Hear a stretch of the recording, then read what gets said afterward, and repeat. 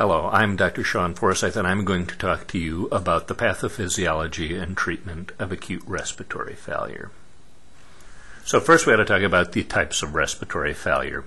There's acute hypoxemic respiratory failure, hypoventilatory respiratory failure, post-operative respiratory failure, and respiratory failure associated with shock. In the old days, we would refer to these as type 1, 2, 3, and 4 respiratory failure, and you may sometimes hear those titles used, but mostly we'll just use it by calling them what they are, acute hypoxemic or hypoventilatory respiratory failure.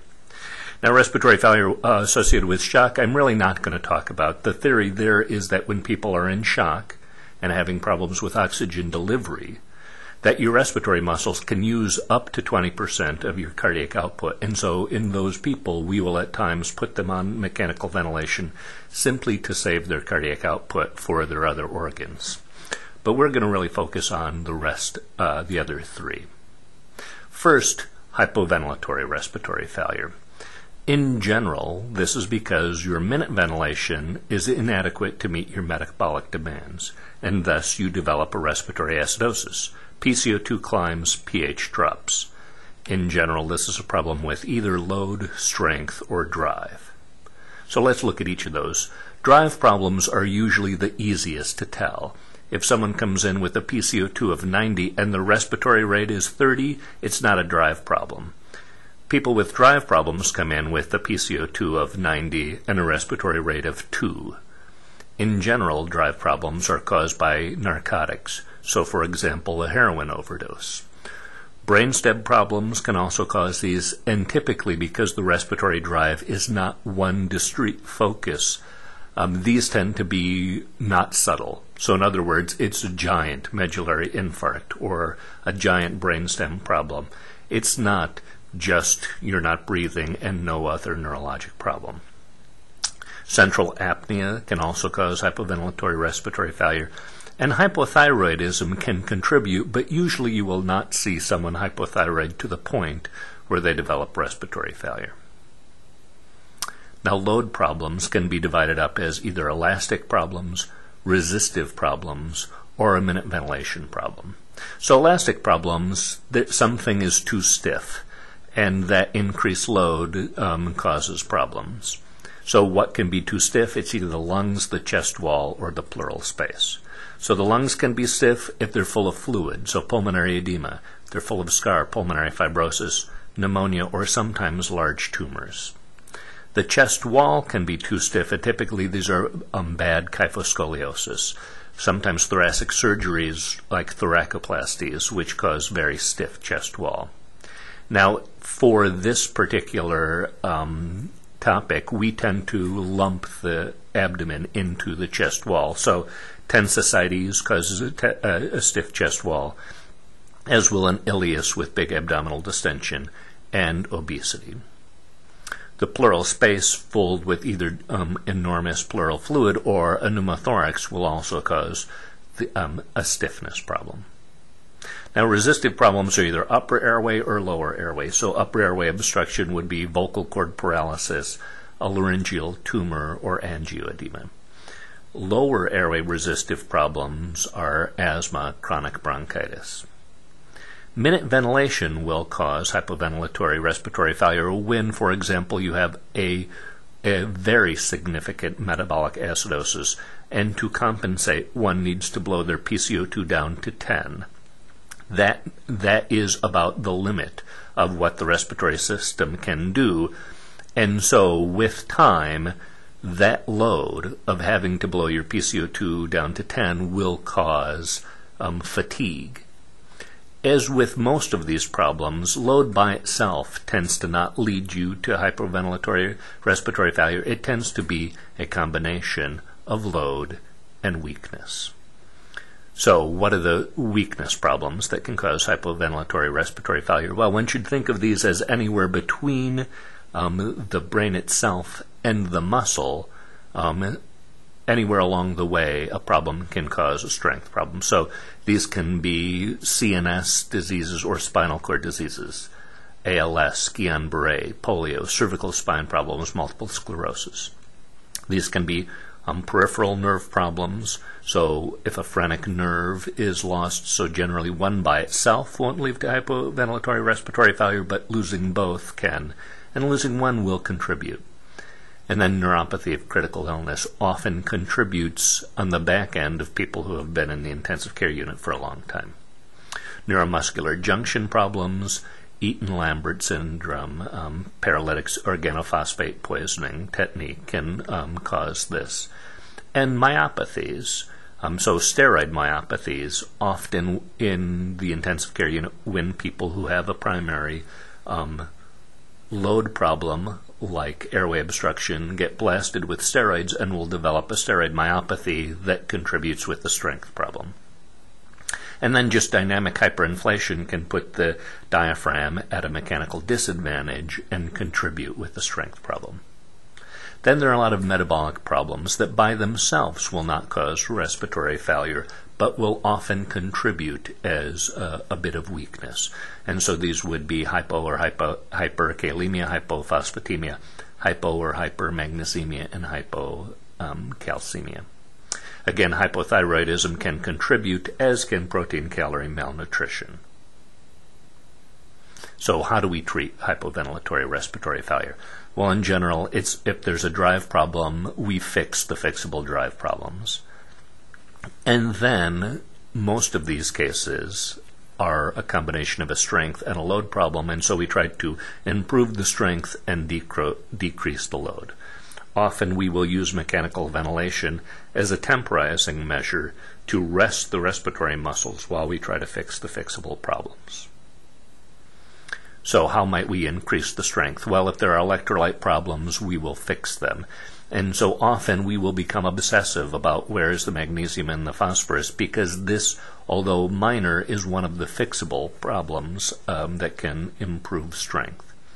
Nutritional support, and so we will make sure that people are getting an adequate amount of nutrition. Now, this is not a case where more is better, and it's often not a case where just giving enough nutrition will cause people to make muscle, because all of their underlying problems have to be fixed before the patients themselves will start to use those calories in order to build muscle. So treat any treatable diseases such as sepsis. Typically, we will rest the respiratory muscles on mechanical ventilation until they will recover, restore their glycogen stores, and then we will begin exercising them again. If there's a concern for any of the neurological illnesses or anything else that might be contributing, we need to identify those and fix the fixable processes. So how might we decrease load? Well, again, if it's a resistive load, we can give bronchodilators or sometimes steroids. If it's a stiffness problem, then we will, if it's pulmonary edema or another lung problem that's treatable, we will treat the lung problem, try to decrease dynamic hyperinflation. If there are pleural effusions, this would be the time where we will do a test and drain the effusion to see, is it contributing? And of course, if there's a pneumothorax, we would want to treat that. Mechanical ventilation, when we put someone with hypercapnic or hypoventilatory respiratory failure on the ventilator, our goal is not to make their blood gas normal. Why is that? Well, oftentimes these people have some chronic elevation of their CO2 and then have an acute on chronic process. So if their CO2 is chronically elevated and then we decide to normalize it on the ventilator, we'll unmask their compensatory metabolic acidosis. Then their kidneys will start to dump bicarb. And when you ask the patient to breathe on their own again, they are not going to breathe with a normal CO2. They are going to breathe with their chronically elevated CO2, and the respiratory acidosis develops again. It takes their kidneys days to retain that bicarb. So in general, the idea is not to make the CO2 normal, it's to rest the respiratory muscles, treat the underlying process. So on to post-operative respiratory failure. In general, post-operative respiratory failure is a combination of some hypoxemia, some hypercapnia, and a lot of progressive atelectasis. Why progressive atelectasis? Well, it's a combination of your FRC, functional residual capacity, where you sit when you're neither inspiring or expiring, the end of expiration. Well, that starts to go up with obesity, lying people flat in bed, if they have an abdominal incision, an ileus, any ascites, or any pain. At the same time as your FRC is decreasing, the closing volume, the volume at which lobes start to collapse, increases with age, smoking, and fluid overload. So if one combines those two, takes someone post-operatively, lies them in bed, especially if they've got a belly or a chest incision and have pain, you'll start to get atelectasis. Often in the intensive care unit, the first thing we'll see is the left lower lobe goes down just because of its positioning behind the heart. And then the right lower lobe goes down, and then they start to drag other lobes down. So how do we treat this in general? We do preventative measurements, so controlling pain, anti-atelectasis measures, hyperinflation measures, early mobilization. Those are all about decreasing atelectasis and thus postoperative respiratory failure. Now on to acute hypoxemic respiratory failure. And before I can talk about acute hypoxemic respiratory failure, I need to review a little bit of oxygen delivery and the mechanisms of hypoxemia. And although this is going to seem a little tedious as I do it, there's a reason for it, because when it comes to the treatment of acute hypoxemic respiratory failure, one has to understand the physiology behind it all. So, this is the single alveolus model of oxygen delivery. In this particular model, there's an alveolus, and then there's this black box that is the body. So if we look at oxygen delivery, and sometimes that's called QO2 or DO2, in general it's arterial oxygen content, and that's this equation right here, 1.36 times the hemoglobin times percent sat, plus that's the amount of oxygen that is attached to hemoglobin, and then the amount that's dissolved in blood, 0.003 times PaO2. And so if I plug in normal numbers of 15 for hemoglobin, 100% for sat, and do the math, what I get is your consumption is about 20. And we'll see that most of this comes in with the amount of oxygen that's attached to hemoglobin. The amount that's dissolved, for the time being, we're going to ignore because it's so small. So again, oxygen delivery, QO2 or DO2, is then cardiac output times that arterial oxygen content. Again, if I plug in the normal numbers, 5 times 20, you're delivering 1,000 mLs per minute of oxygen. Then oxygen consumption, if I'm just going to pick a normal number, it's about 250 mLs per minute. Therefore, on the mixed venous side, what returns is just delivery minus consumption. In this normal case, 1,000 minus 250, 750 mLs per minute of oxygen is returned on the mixed venous side. I can back calculate all those numbers and say the mixed venous content is 15, and your mixed venous O2 sat is about 75%. Now we will go on from that to the two alveolus model, just to understand how people become hypoxemic. So in this particular model, I have the mixed venous coming back on this side. Half the cardiac output goes to one alveoli, half to the other, and that's your arterial content. So normally your PaO2, that's big alveolar AO2, that's the alveolar gas equation. Again, if I put in normal numbers, your PA, big AO2, is 100. And if for this case, I'm going to say that the patient is sick, their mixed venous content is a little low at 10, but comes back, that blood goes by 2 normal alveoli, it comes out the other side with a content of 20. Great. Now how do we get hypoxemic? Well, in general, there are 5 potential reasons for hypoxemia. We're really going to just focus on VQ mismatch and shunt for this particular discussion. So in VQ mismatch, how might that happen? Well, let's say for some reason we are not ventilating one of these alveoli and the PCO2 goes up to 100. Well, in that particular case, if I again plug that number into the alveolar gas equation, the P big A, alveolar O2, is going to only be 25. Again, if I come back to these numbers, the mixed venous content is 10. Half of the blood goes by a normal alveolus, comes out with a content of 20. The other half goes by this impaired alveolus, comes out with a content stays 10. Add those two together and average, your arterial content is 15. That gives you a PO2 of 40. Now, the good news about VQ mismatch is it responds to oxygen. So if I take this same example and I put the patient on 40% oxygen, do the math again, now the PaO2 in that affected alveoli goes up to 160.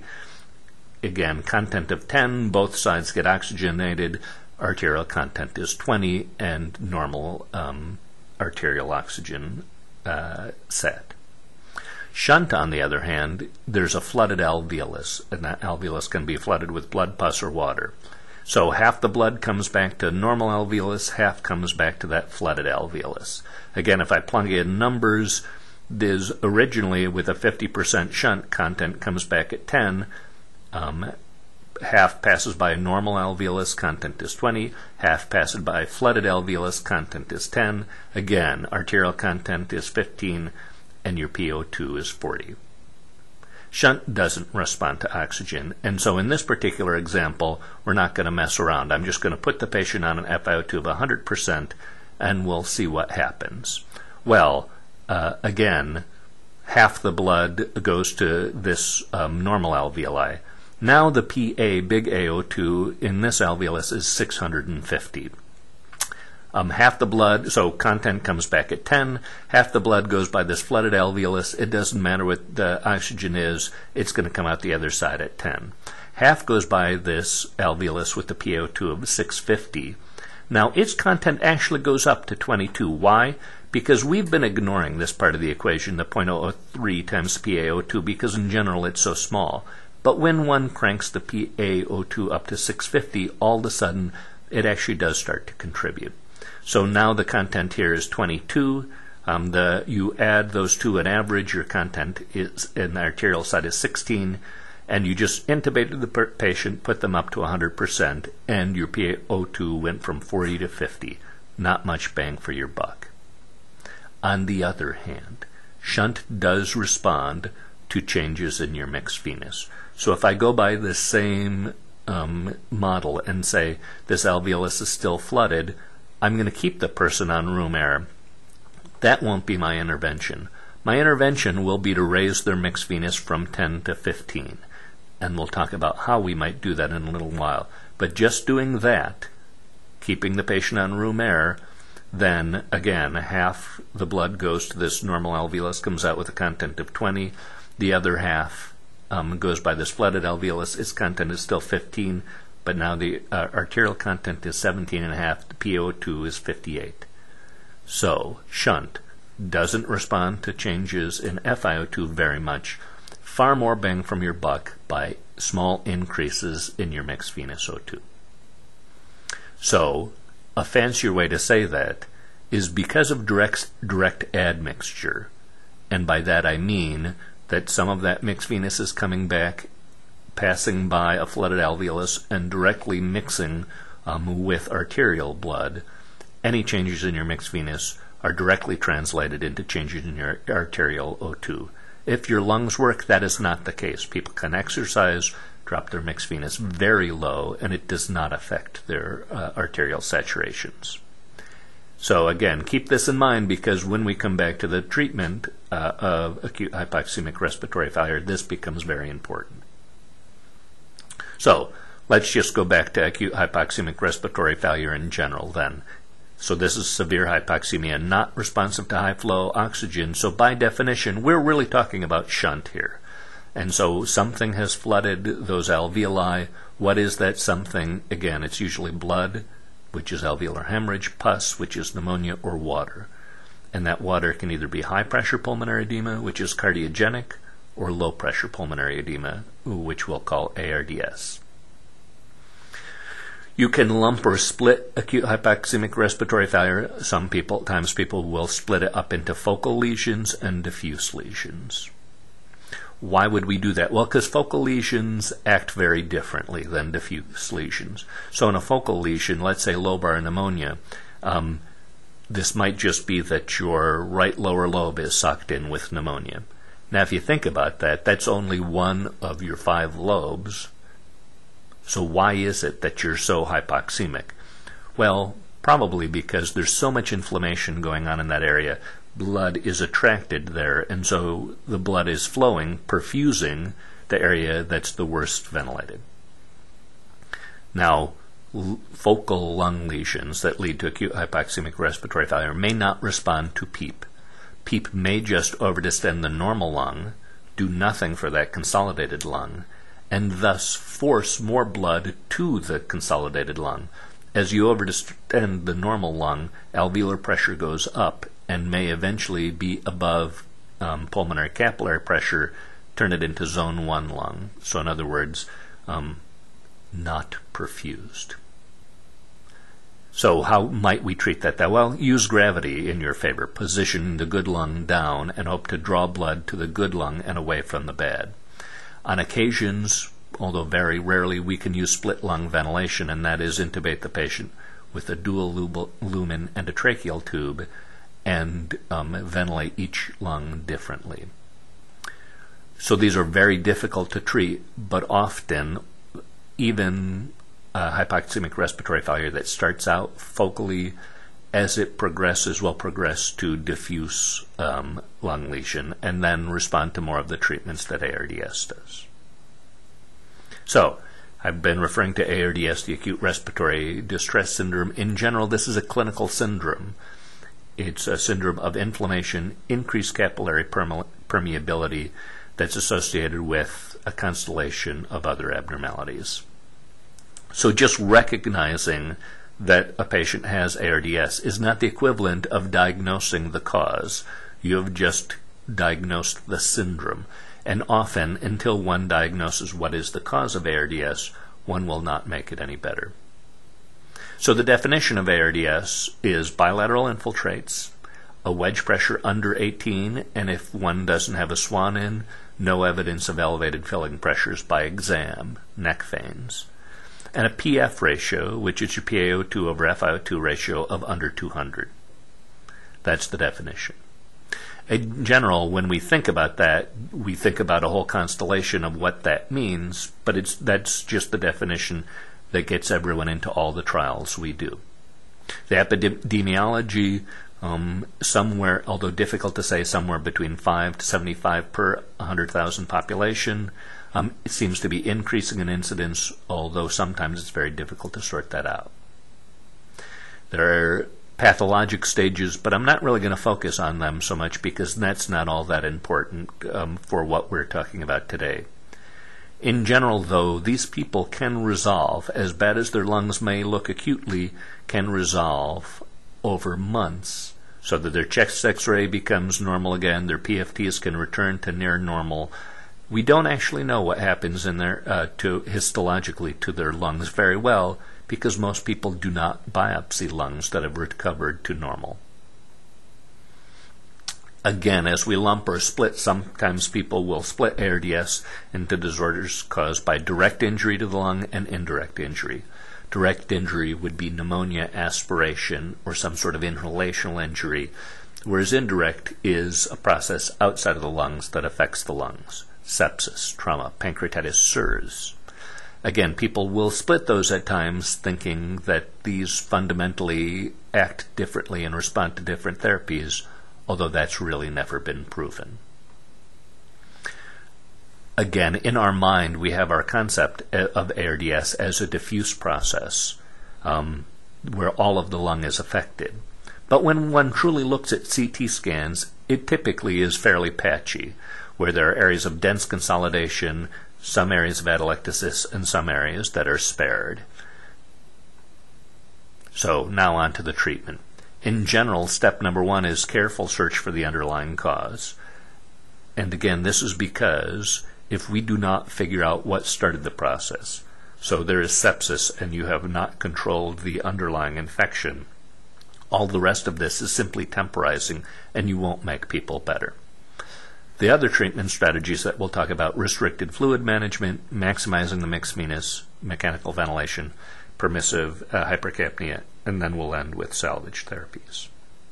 So restricted fluid management. The idea behind this is that, yes, the problem here is not fluid overload. It's leaky capillaries. but there is a pressure that is forcing fluid out through those leaky capillaries. And the idea with restricted fluid management is to try to lower the filling pressures as much as we can to minimize the amount of fluid that is extravasated out into the lung. So in general, we try to lower the filling pressures as much as we can while still maintaining an adequate cardiac output and monitoring end organ perfusion. And typically that's by urine output, mental status, and lactate. This strategy was tested in a fluid trial called the FACTT Trial, published in the New England Journal in 2006.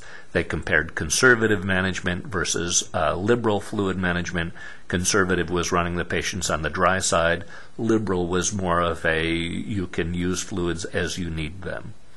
The protocols in the study were extraordinarily complicated and very explicit, if this, then that, in order to try to make sure that these two groups were truly separated. And when you look at the amount of fluid they got, they were indeed separate. The liberal patients ended up getting more fluid than the conservative patients. Now, there was absolutely no change in mortality, but there were improved oxygenation and lung injury scores in the conservative, the dry group, as well as increased ventilator-free days, 14.6 versus 12.1, so 2.5 days less on the ventilator, without any of the complications that we might expect, so increased rates of dialysis if you're over-diuresing people or any other non-pulmonary organ failure. Now, maximize the mixed venous. Again, the whole idea here is that there is shunt, and patients with shunt don't respond very well to changes in FiO2, but do respond well to changes in mixed venous. So what is the mixed venous? It's just delivery minus consumption. And if you look at that, and that's why I included that that math at the beginning, there are only a couple of variables that we can actually control. So in the consumption, this is how active the patient is. So if they are spontaneously breathing, we will put them on the ventilator and rest their respiratory muscles. If they are moving, we will try to sedate them and limit all their muscle movement. If they're febrile, we will in general try to cool the patient down, but don't allow them to shiver, because shivering will crank up your oxygen consumption and worsen the process. And then as far as delivery, well, there are only a few variables there. There's the oxygen saturation, which we can't control, the hemoglobin, and the cardiac output. So increasing the hemoglobin and increasing the cardiac output. So in general, some of these things should be a little bit controversial, and by that I mean, well, the hemoglobin. We've already done the study that shows that a hemoglobin of 7 transfusion trigger is the same as 10. So in general in the ICU, running hemoglobins high versus running them low doesn't change outcome. We've also done the cardiac output study a long time ago where we used dobutamine to run people's cardiac output up to supraphysiologic levels, and that also didn't help. So in general, this doesn't help in every patient in the ICU, but there probably are ARDS patients whose hemoglobins shouldn't be 7. Maybe they should be higher. Also, we often see the flip side of this, not the making things better, but changes in mixed venous making things worse.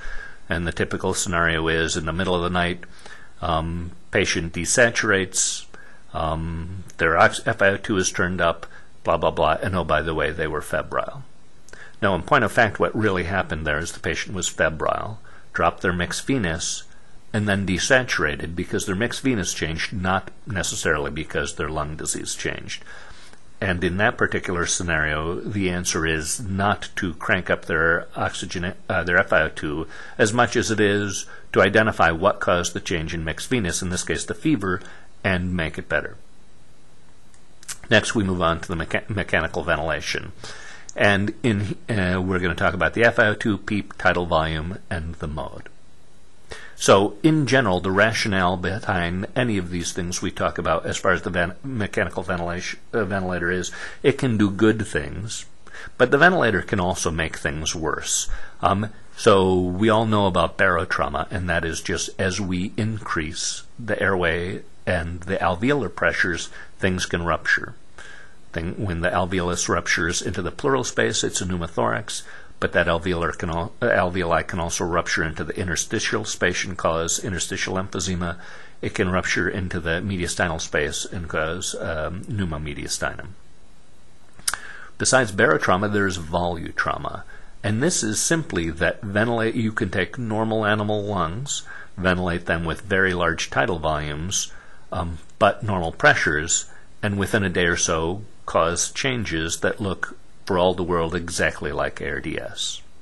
And it seems to be that the wall shear stress caused by opening and then and over-distending and then allowing alveoli to collapse seems to cause inflammatory stimulus and starts a process. So this ventilator-induced lung injury can potentiate, if not exacerbate, ARDS. And so a lot of what has changed in the past number of years has been trying to reduce the amount of damage we do with the ventilator in patients with ARDS. The other thing I'll say before we talk about any of these modes is we'll be talking especially about plateau pressures and compliance, and one has to know how to measure those. And so in general, when a tidal volume goes into the lung, the pressure goes up and hits a peak. That peak is a combination of how stiff the lungs are, the airway resistance, as well as the PEEP. Now, if one at inspiration would stop all flow, the pressure would come down some to a plateau pressure, sometimes called a pause pressure. And then one lets the breath out and comes down to the PEEP.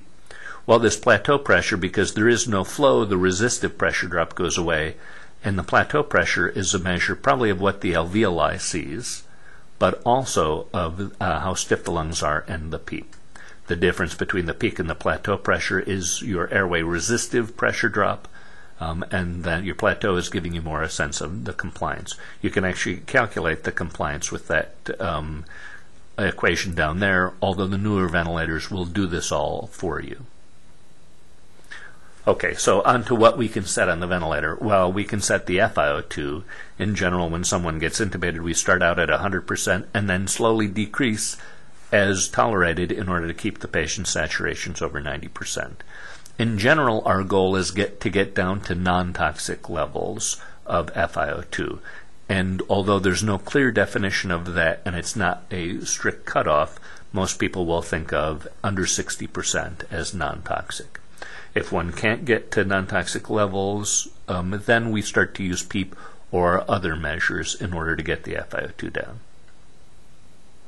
So PEEP is simply positive end expiratory pressure.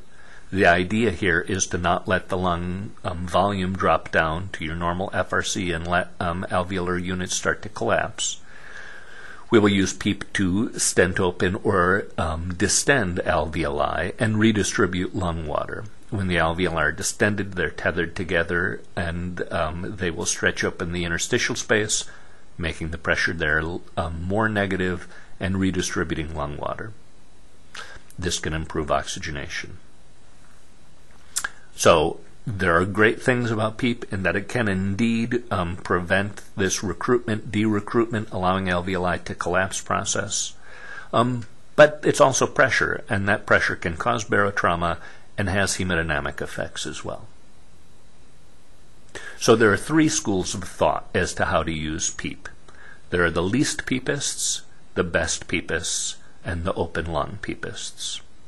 Least PEEPists believe that PEEP is a necessary evil, and we should use the least amount of PEEP to give us a 90% saturation on a non-toxic FiO2. So in general, that management strategy would be you start out on an FiO2 of 100% and 5 of PEEP. If you can't get your FiO2 below 60%, then you add just enough PEEP in order to get you down below 60%. No more. Best PEEPists. Best PEEPists will construct a compliance curve of the lung. So at each level of PEEP, start out at 5, 7.5, 10, calculate the lung compliance. As you increase the PEEP, if you are recruiting lung, your compliance will improve.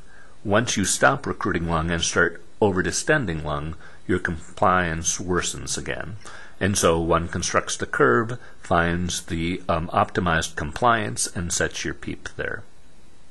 As it turns out, best PEEP and least PEEP come up with very similar numbers in most studies as to what are adequate PEEP levels. The last school of thought is the open lung PEEP. And so open lung PEEP is sort of an outgrowth of best PEEP, but they construct a dynamic inflation curve and try to use enough PEEP to get above the lower inflection point. Now, graphically, this is what that actually means. When you create a pressure volume curve of the lung, there's hysteresis. So there's an inflation curve and then a deflation curve. Now, for open lung PEEP, this point is called the lower inflection point, and this point is called the upper inflection point. For the math geeks out there, you'll notice that neither of these are actual inflection points. The inflection point of this curve is right there where the slope changes. But for the point of this is called the lower inflection point. And in the open lung PEEP, we try to stay out of the danger zones below this lower inflection point and above this upper inflection point. So we use enough PEEP to get us above the lower inflection point, and then use small tidal volumes so you never go above the upper inflection point. So, in order to do this, one measures static inflation curve, adds enough PEEP to be above that, uses small tidal volumes. Well, this was tested by a guy by the name of Amato and published in the New England Journal in 1998. So, small study, where in the open lung and conventional, and I'm sorry, that's misspelled, so 29 versus 24 patients. But what you'll see is both tidal volume and PEEP changed. But mortality much improved in this open lung model versus the conventional model. So, this came out, and in general, people thought there were a lot of problems with it, and that it truly didn't answer our question as to what the right level of PEEP is. Why? Well, because he changed both the tidal volume and the PEEP. It was a small population of patients. But mostly, that mortality rate in the control group of 70% was way above anything anyone was seeing in any other ARDS trial. In general, in all the other ARDS trials, mortality is in the 30% range in both the intervention and the control group. So people got the impression that maybe what was happening here was not that we were helping the intervention, but really the control group was really being harmed. Then there were some other minor complaints about this study, but mainly one of them was that it was a South American trial, and the most common cause of ARDS was leptospirosis. And so a lot of people say, I've never seen leptospirosis, this doesn't apply to me. Practically, one of the main problems with this trial was that in order to construct that compliance curve, the patient had to be paralyzed, you had to have a 1-liter glass syringe that you were able to slowly inflate the lungs and construct the PV curve. Now, even the people who buy into this trial, very few of them actually did that maneuver. In general, what they did was they jumped everything else and just went right to the punchline and saw that the average amount of PEEP in the open lung group was 16, and so people will then jump to the start out with a PEEP that's that much higher than in all the least PEEP or best PEEP trials, and then slow down the flow rates and use the ventilator graphics to show you a PV curve and try to guess that you're above that lower inflection point. So out of this grew the second point of that trial, which is what's the right tidal volume? Historically, we'd always set tidal volumes high enough to give us a normal CO2 and a normal pH. But over time, what we found was that worsened outcomes, making normal blood gases. And so with these concerns about volutrauma, people started to come up with lower and lower tidal volumes. But nobody knew what the correct tidal volume and how low was low enough. There had been a number of very small trials with conflicting results, which prompted a large trial called the ARDSNet Trial. In this particular trial, they randomized people either to traditional ventilation, and that was thought to be 12 cc's per kilo, and they limited plateau pressures under 50 to a low tidal volume group, which was 6 cc's per kilo, limited the plateau pressures to under 30. There was a lockstep algorithm for what you should do with FiO2 and PEEP. This was a big multi-center trial, with their main outcome being 28-day mortality and ventilator-free days. So, one brief note about this is when they were doing tidal volumes per kilo, it was actually they were using predicted weight or ideal body weight, not actual body weight. So the only point here was that this weight that you were using per kilo to decide the tidal volume is actually about 20% below what their actual measured weight was. So what are the results? Well, if we look at the low tidal volume versus the traditional tidal volume group, they did indeed stick to what they planned to do. The tidal volumes were about 6 cc's per kilo in the low tidal volume group and about 12 in the traditional tidal volume group. Their PEEP levels were not all that different, and so, again, we were truly testing one variable here. Again, they kept the plateau pressures lower in this low tidal volume group just like they wanted to do, and there was a mortality difference. So significant P decreased the mortality from about 39% to 31%, increased patients weaned at 28 days, increased ventilator-free days, and fewer days with non-pulmonary organ failure. So, study came out in May of 2000. Everybody thought, wow, we finally answered the question. Here it is. We know the right tidal volume.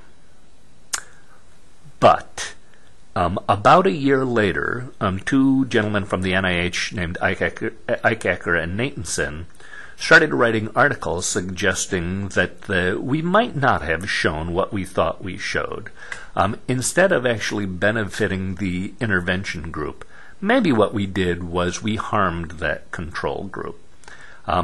So if we would to graphically look at this, this would say, well, if it's a J-shaped curve, and yes, a really low tidal volume has a better mortality than a really high tidal volume, but maybe there was this middle ground that would be best. And Natanson even suggested that he had this suspicion that people came into the trial at a tidal volume that was probably about 8 cc's per kilo, that they either got randomized up or down, but we don't know if was that the doctors, did they all pick that 8 cc's per kilo for a reason? So the number they came in on, would that have been the best to just have a usual care arm in the trial? So this particular editorial raised a lot of hubbub in the critical care world, and initially no one would even show Natanson the data from the ARDSNet trial so he could prove what his suspicion is. Eventually he did get a hold of the of all the data, and they published this really interesting meta-analysis where they took all of the studies that showed that looked at tidal volumes. There were 2 trials that showed a benefit of low tidal volume ventilation, the Amato and the ARDSNet trial.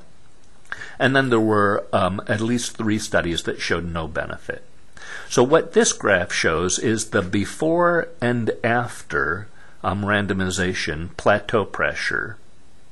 And what you'll see is that in the 2 trials that showed a benefit of low tidal volume, this is the control group.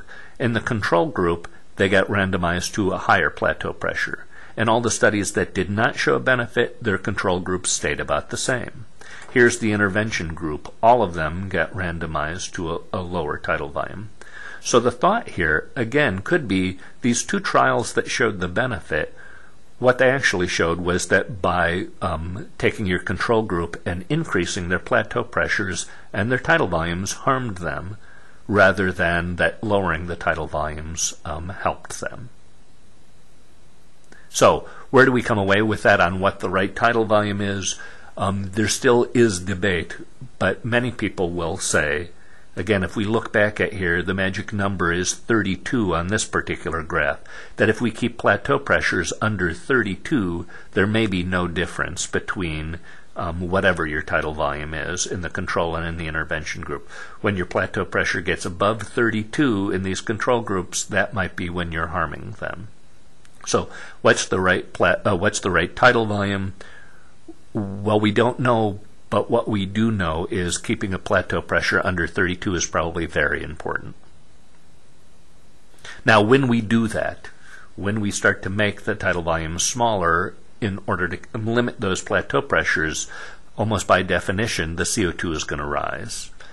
And so then we tolerate it. So permissive hypercapnia is just not caring so much what the PCO2 is anymore, because trying to make that PCO2 normal comes at a price, and that price, over distension, is probably more dangerous than a high PCO2 in a respiratory acidosis. As a matter of fact, there's a little bit of data out there that shows that respiratory acidosis may be protective for ischemic cells. So how do we tie that all together? Well, our typical ventilator settings for ARDS might be that we start out with a tidal volume in the 6 to 8 cc's per kilo range, start out with an FiO2 in 10, PEEP that starts at 5. Then we try to decrease the FiO2 if it can't get below 60%. We increase the PEEP level in order to do that. We always try to maintain the plateau pressures under that about 32 range. Now, what mode, you'll notice I haven't said what mode I use, although I've really been talking about assist control here and setting a tidal volume. The mode probably doesn't matter as much, meaning you could use pressure control and just ensure that your inspiratory pressure plus PEEP never goes above 32. It doesn't really matter so much as long as we maintain the goals of trying to keep our plateau pressures under 32 and getting our FiO2 to non-toxic levels. So, how about drug therapies for ARDS? Well, here's a not complete list, but a list of therapies we know don't work. We've done a lot of studies on medical therapies for ARDS, and none of them have shown a benefit. Which brings us to salvage therapy. Now, before I talk about salvage therapy, I ought to mention that the vast majority of people with ARDS do not die from refractory hypoxemia. Most will die from multi-organ system failure. Secondly, these are all salvage therapies because they've never been shown to benefit patients. If they were shown to benefit mortality, they would have been shown right up front.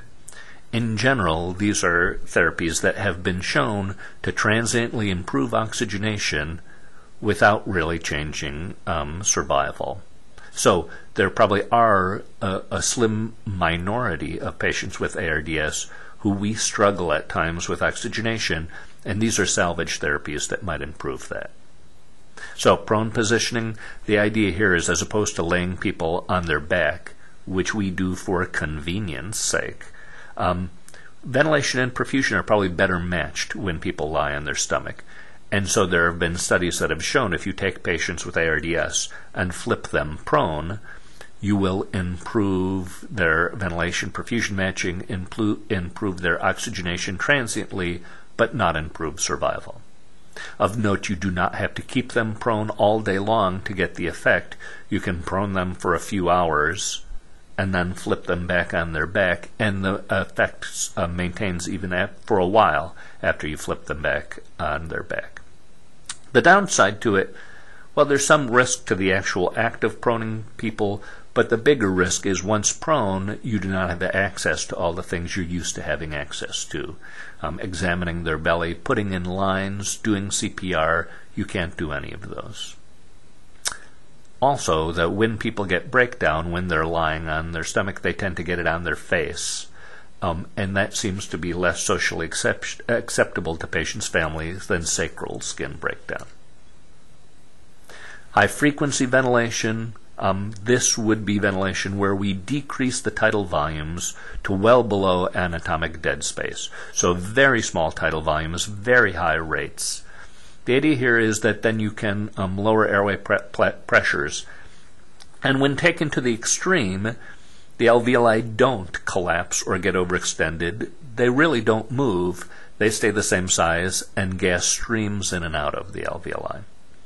So if we're going to say our goal in ARDS is to try to come up with a way of ventilate patients where their alveoli are never overdistended and never collapse, this would be the ultimate in that. Unfortunately, when we've done large trials, we've never been able to prove that high-frequency ventilation improves outcome. And it's far more complicated to use than standard modes of ventilation. There's a complex relationship between your input variables and your output variables. Sometimes it's counterintuitive. And if one doesn't know what one's doing with high-frequency ventilation, one can get into a lot of trouble. Inhaled nitric oxide. Well, nitric oxide is a potent pulmonary vasodilator. And so, in theory, if one were to breathe it in, it would dilate only the areas that are ventilated, and you could almost exactly match ventilation and perfusion.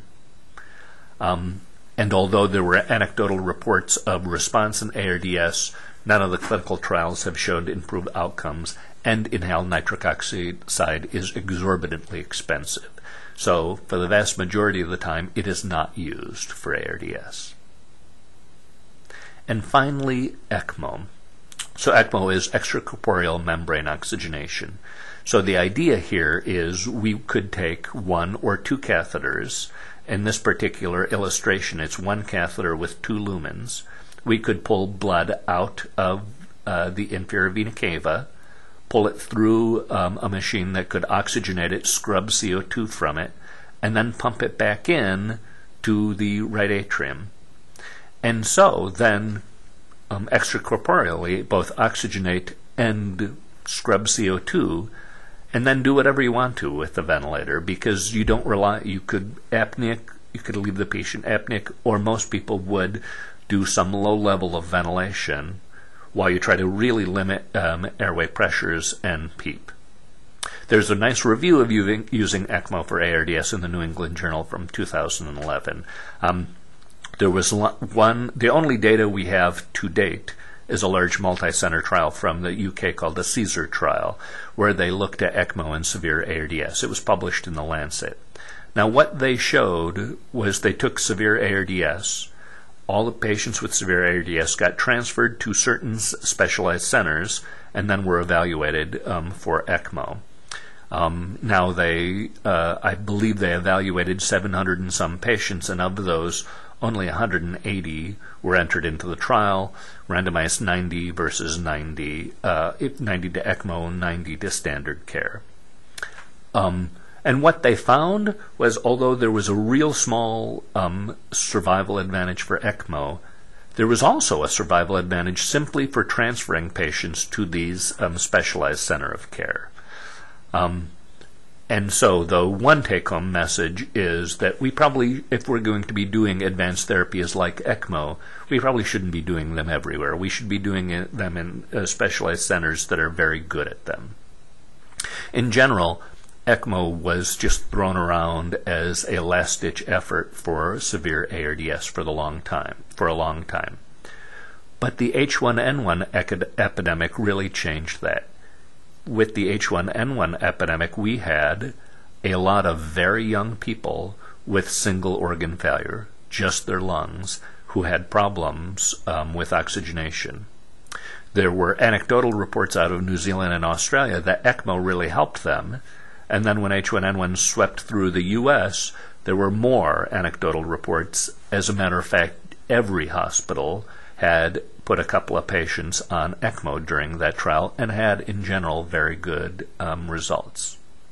That led people to reconsider how exactly we should use ECMO, and more people thinking that, especially as the machines get bigger, the cannulas get smaller, the blood flow gets smaller, the amount of anticoagulation you need to keep people on ECMO gets less, has got people rethinking how we use ECMO from should it be salvage therapy as a last-ditch effort to should we use it earlier and earlier in this process, to a large Italian trial that's going to start very soon that's going to be using it up front.